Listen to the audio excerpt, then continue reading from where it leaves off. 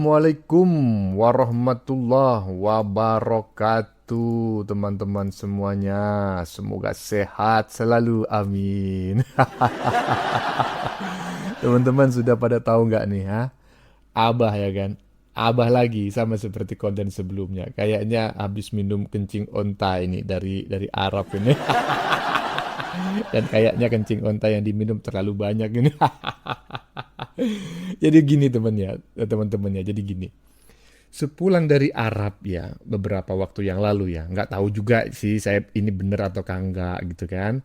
Karena saya sih mencurigai Abah ini nggak pernah ke Arab dan nggak pernah juga dilantik sebagai penasehat gitu loh. Intinya, baru-baru ini Abah langsung menasihati pemerintah ya, sepulang dari Arab konon ya, agar pemerintah itu berhenti memberi rakyat obat tidur katanya.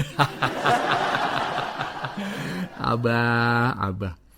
Bukannya makin sembuh ya kan? Makin kesini kok makin mabok aja. Harusnya itu lu yang harus berhenti minum kencing onta gitu loh. Biar nggak ngelindur mulu. Biar otak lu itu waras. Pemerintah itu sedang berjuang membangun bangsa ya. Membangun bangsa, membela rakyat Indonesia, kedaulatan Indonesia ya, melawan dominasi asing ya, terutama Barat ya, dalam hal ini mungkin Amerika ya, dan si Riwil. Lah kamu aja membangun Jakarta nggak becus malah ngasih nasihat pemerintah agar berhenti memberi obat tidur kepada rakyat. Mending lu nasihati dirimu sendiri aja biar nggak makin ngaco bacatanmu ya. Nah, bagaimanakah videonya dan bagaimana respon netizen? Mari kita tonton bersama, kemudian mari kita komentari bersama di bagian akhir video. Ini dia. Oleh karena itu saya mengajak kepada pemerintah, berhentilah memberi obat tidur kepada publik. Buka data apa adanya. Sampaikan masalah dengan jujur. Berikan arah kebijakan yang jelas dan konsisten. Oke, baiklah sahabat, kali ini kita akan mendengarkan penyampaian dan kritikan Anies Baswedan kepada pemerintah, yang dimana mengatakan jangan cuma memberikan kabar baik dari situasi Indonesia, tapi pemerintah harus juga berkata jujur tentang situasi buruk apa saja yang disampaikan oleh Anies Baswedan. Langsung saja, ini dia. Teman-teman semua, izinkan saya berbagi pandangan. Saya mengikuti dengan seksama apa yang sedang terjadi di negeri ini.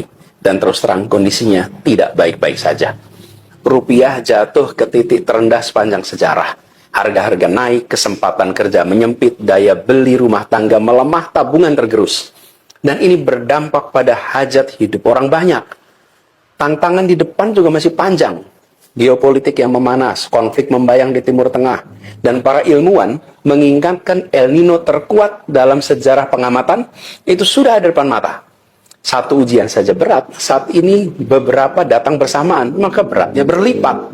Dalam situasi seperti ini, yang paling dibutuhkan pasar dan publik adalah satu hal, kepastian.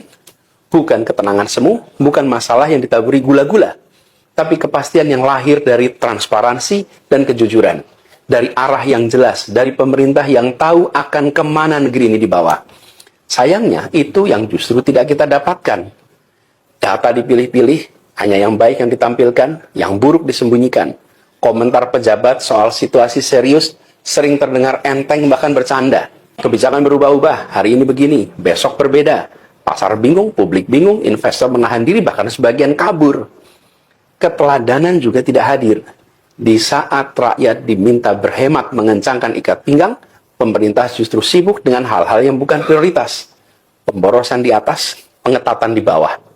Ini tampak sebagai ketidakpekaan. Peringatan sudah datang dari mana-mana. Dari ekonom dalam negeri, dari lembaga keuangan internasional, dari media-media nasional dan internasional yang mengamati Indonesia. Tidak mungkin mereka semua keliru bersama-sama di saat yang sama. Ini yang dipertaruhkan adalah hajat hidup ratusan juta orang. Maka situasi ini harus diperlakukan dengan keseriusan yang sepadan. Oleh karena itu saya mengajak kepada pemerintah, berhentilah memberi obat tidur kepada publik. Buka data apa adanya. Sampaikan masalah dengan jujur. Berikan arah kebijakan yang jelas dan konsisten. Pimpin secara solid, ajak, dan dari atas sampai bawah. Itu yang menenangkan pasar, dan itu yang akan menenangkan rakyat. Lalu kepada teman-teman semua, bersiaplah. Suka tidak suka, Masa-masa berat masih ada di depan kita. Tekanan ekonomi belum reda, cuaca ekstrim akan hadir dan menerpa, dan dunia di luar sedang bergolak. Tentu kita tetap harus optimis bahwa kita akan bisa melewati itu semua. Asal kita berjalan dengan mata terbuka, bukan dengan ilusi yang dibuat-buat. Kita pasti bisa, tapi syaratnya satu, serius. Mari kita serius mengurus bangsa ini. Terima kasih. Aduh, bah. Indonesia sedang tidak baik-baik saja. Yang tidak baik-baik saja itu elu, bah, ya, bersama kelompok elu, karena banyak sekali bisnis-bisnis yang ditutup oleh pemerintah. Perkara dolar naik, rupiah turun emang benar, tapi omongan lu berlebihan, bah. Macem lu ahli ekonomi kelas dunia aja, ya kan? Bangun Jakarta nggak becus, bisanya cuma ngelubangin jalan. Ngurusin KTP-nya udara, ya kan, KTP-nya angin, kemudian ngurusin parkir air. Lah ngapain lu ngurusin ekonomi, ngurusin harga rupiah dan dolar? Itu sudah ada yang ngurusin, ada Pak Purbaya. Lagian lu ini kayak nggak paham aja strategi pemerintah. Aduh, bah. Lanjut.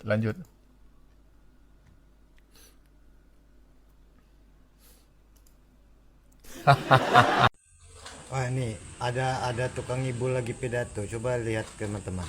Assalamualaikum warahmatullahi wabarakatuh. Teman-teman semua, izinkan saya berbagi pandangan. Saya mengikuti dengan seksama apa yang sedang terjadi di negeri ini. Dan terus terang kondisinya tidak baik-baik saja.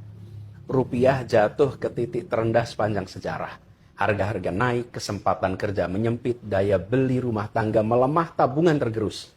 Dan ini berdampak pada hajat hidup orang banyak. Tantangan di depan juga masih panjang. Geopolitik yang memanas, konflik membayang di Timur Tengah, dan para ilmuwan mengingatkan El Nino terkuat dalam sejarah pengamatan itu sudah ada depan mata. Satu ujian saja berat, saat ini beberapa datang bersamaan, maka beratnya berlipat.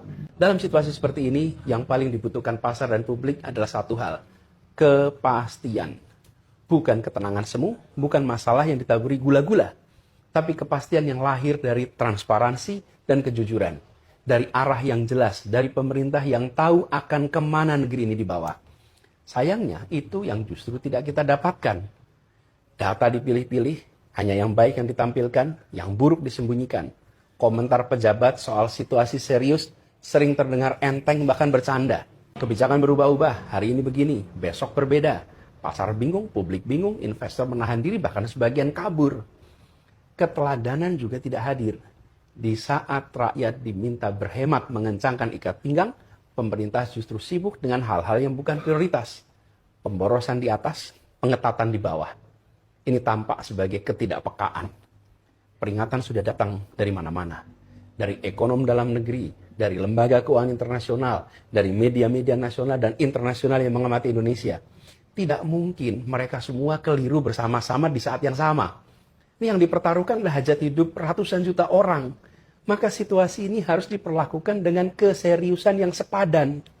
Oleh karena itu saya mengajak kepada pemerintah, berhentilah memberi obat tidur kepada publik. Buka data apa adanya. Sampaikan masalah dengan jujur. Berikan arah kebijakan yang jelas dan konsisten. Pimpin secara solid, ajak, dan dari atas sampai bawah. Itu yang menenangkan pasar, dan itu yang akan menenangkan rakyat. Lalu kepada teman-teman semua, bersiaplah. Suka tidak suka, masa-masa berat masih ada di depan kita. Tekanan ekonomi belum reda, cuaca ekstrim akan hadir dan menerpa, dan dunia di luar sedang bergolak. Tentu kita tetap harus optimis bahwa kita akan bisa melewati itu semua. Asal kita berjalan dengan mata terbuka, bukan dengan ilusi yang dibuat-buat. Kita pasti bisa, tapi syaratnya satu, serius. Mari kita serius mengurus bangsa ini. Terima kasih. Assalamualaikum warahmatullahi wabarakatuh. Saya bukan masalah pernyataan Abah ya, karena pada video sebelumnya kita sudah sama-sama melihat gitu loh apa yang disampaikan oleh Abah. Saya itu ngakak ya, karena netizen yang pakai kaos putih tadi ya, singlet putih tadi itu mengatakan begini, ini ada tukang ngibul sedang pidato katanya. Aduh, bah. Aduh. Jadi bukan satu orang, dua orang, bukan hanya Termul saja yang melabeli kamu ini ya itu sebagai tukang ngibul. Diangkat sebagai penasehat Raja Arab untuk kota Riyadh ya kan. Aduh, nggak ada buktinya sampai saat ini. Kau datang-datang ya kan pidato memberi nasihat kepada pemerintah terkait hal yang tidak kau kuasai. Benar-benar tukang ngibul kau ini. Bah, muka beton rupanya kau ini. Lanjut.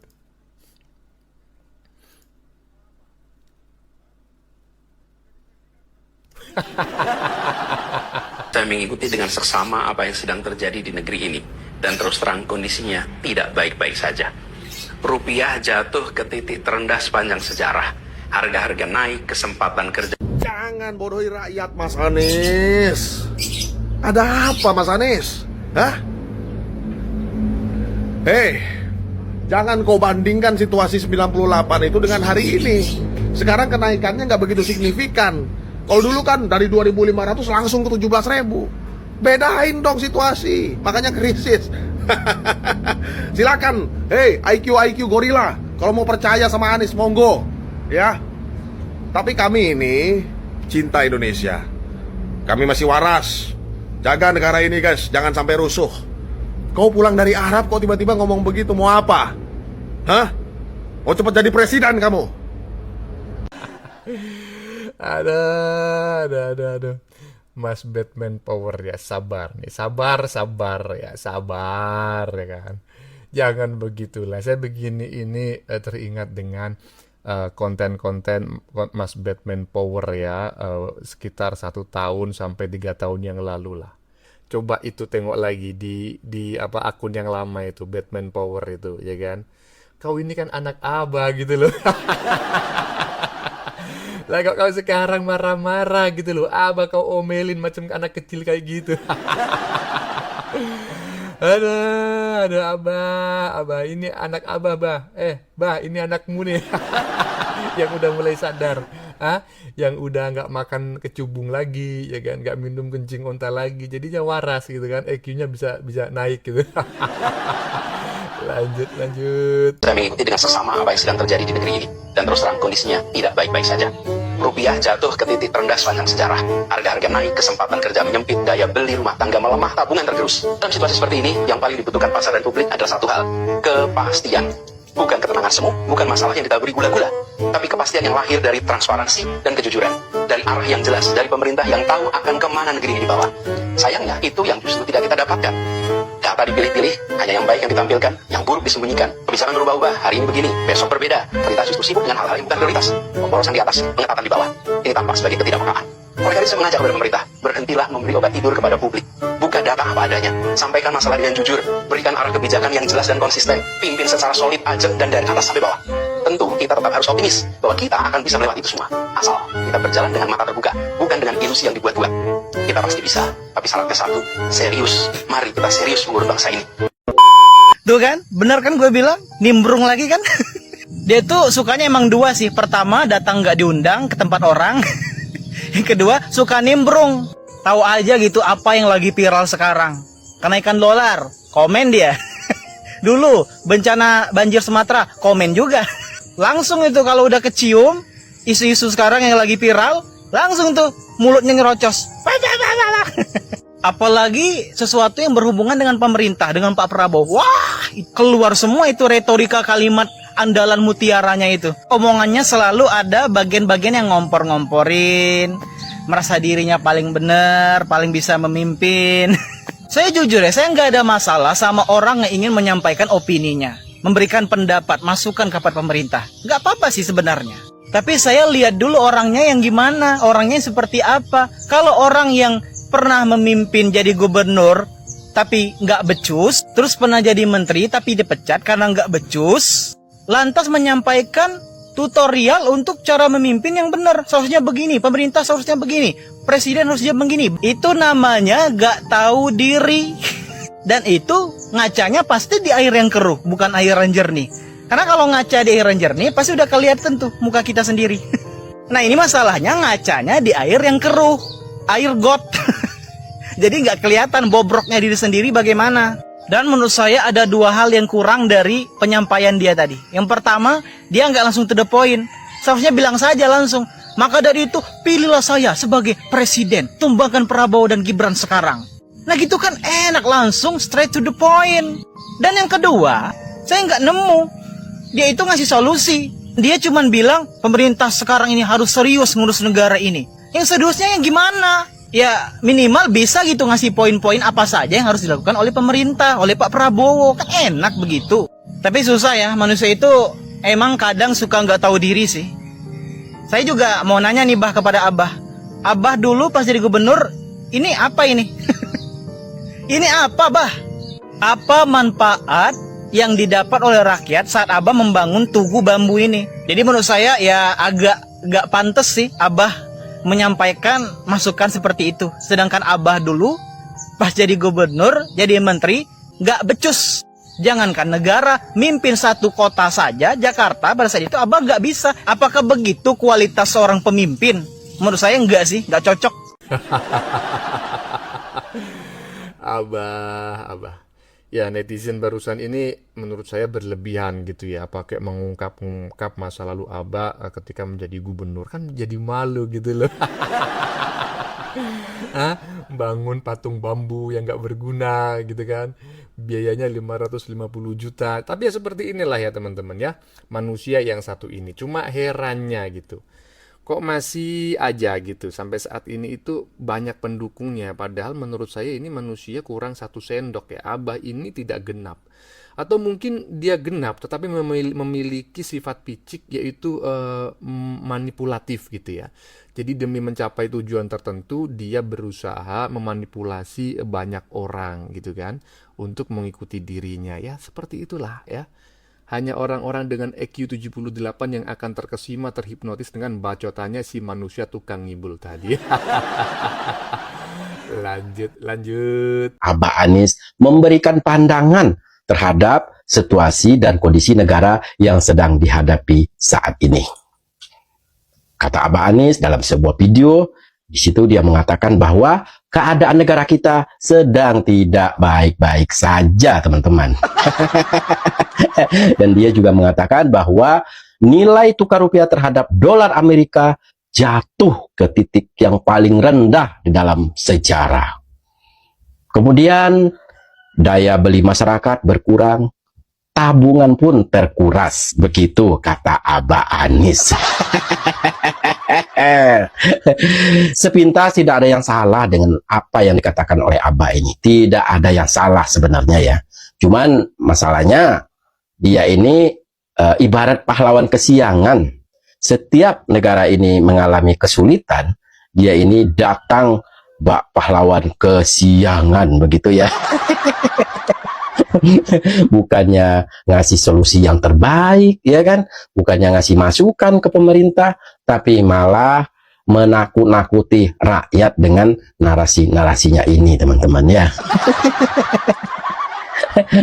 Dia ini seolah-olah mengambil kesempatan di dalam kesempitan. Gimana tidak ya kan? Ya itu tadi seharusnya yang dia katakan ini memberikan rasa optimis kepada seluruh bangsa Indonesia ini, bukan hanya menakut-nakuti rakyat seperti yang dia katakan, teman-teman. Tapi teman-teman, kalau kita pikir-pikir, bukan hanya Indonesia saja yang mengalami kesulitan ekonomi pada saat ini. Banyak kok negara-negara lain di belahan dunia ini yang mengalami hal yang sama. Jadi bukan hanya sekedar Indonesia. Kita bersyukur menjadi warga negara Indonesia. Masih bersyukur, ya kan? Karena pemerintah kita dalam hal ini masih memperhatikan rakyatnya. Contohnya, di negara-negara lain itu, coba teman-teman lihat. Itu yang namanya BBM itu naiknya itu sangat signifikan sekali. Sementara di negara kita belum dicabut tuh yang namanya subsidi BBM itu, ya kan? Kita masih bisa menikmati subsidi BBM. Nah, inilah salah satu pemerintah ini sangat memperhatikan rakyatnya. Makanya saya bilang masih bersyukur hidup di Indonesia. Masih bersyukur menjadi warga negara Indonesia. Makanya kemarin sempat tuh ada perkataan dari Pak Prabowo yang mengatakan bahwa kalau seandainya mereka-mereka ini mengatakan bahwa Indonesia gelap, ya kalau gelap mending kabur aja gitu kan. Kaburnya kemana ya? Ke Yaman. Mungkin Pak Prabowo sudah tahu kalau, ya mohon maaf, imigran Yaman ini ya teman-teman yang suka bikin onar, tapi nggak semua. Ya teman-teman bisa lihatlah siapa aja orang-orangnya, siapa aja imigran Yaman ini yang bikin rusuh ya di negara ini, bisa teman-teman lihat sendiri. Itu yang dimaksud Pak Prabowo itu teman-teman. Dan kasihan juga imigran Yaman yang baik itu, jadi dia ke bawah-bawah gitu kan. Begitu. Jadi bukan tanpa alasan Pak Prabowo mengatakan hal seperti itu, daripada bikin rusuh di negara kesatuan Republik Indonesia, mending minggat ya, mending angkat kaki dari NKRI. Begitu. Udah ratusan tahun katanya, ada yang merantau ratusan tahun nggak pulang-pulang gitu kan. Siapa itu ya? Mungkin teman-teman bisa cari tahu sendirilah. Aduh, capek juga ya ngomentarin Abah ini. Aduh, barusan kita mendengar pernyataan dari Mas Jimmy ya, Mas Jimmy Swilo gitu ya, terkait pidatonya Abah Wan Ngibul yang isinya itu menasihati pemerintah agar berhenti memberi obat tidur kepada rakyat. Padahal sebetulnya yang justru memberi obat tidur itu adalah Abah, dan yang diberi obat tidur itu adalah anak-anak Abah yang sampai saat ini masih mabok kecubung ya. Bagaimana menurut kalian? Keputusan ada di tangan Anda. Silakan tulis pendapat Anda di kolom komentar, baik Anda yang setuju maupun yang tidak setuju dengan isi konten ini.